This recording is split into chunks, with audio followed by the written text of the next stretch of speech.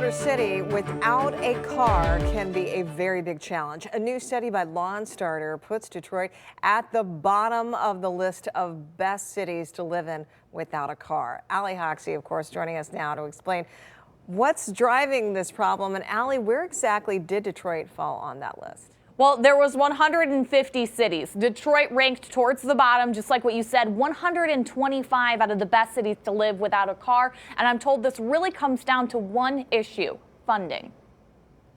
If you ask any Detroiter, they will tell you that you need to have a car. Donald Stuckey and Patty Fedewa both live in Detroit and both do not own a car. They tell me getting around is a challenge. Part of the problem, taking the bus. The frequency of the buses isn't good enough. Just each bus tends to be more local. So that way, what happens is you just move slower because you're making all the stops along the way. I think we need more express routes. Faster routes that have less connections.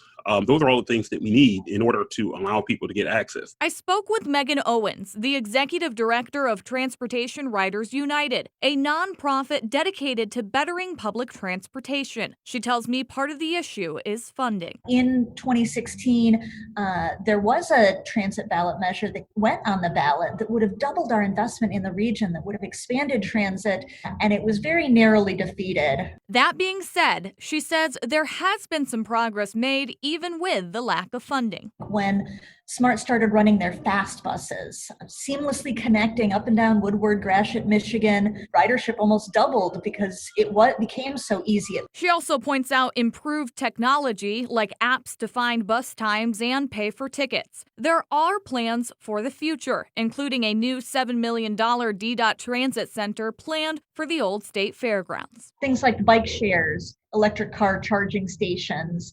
They are really looking at ways that we can make it easier to get around in this region. For Patty, she worries moving the current transit center will disrupt routes. I think they're small steps, but it's the big steps that I think we need to make.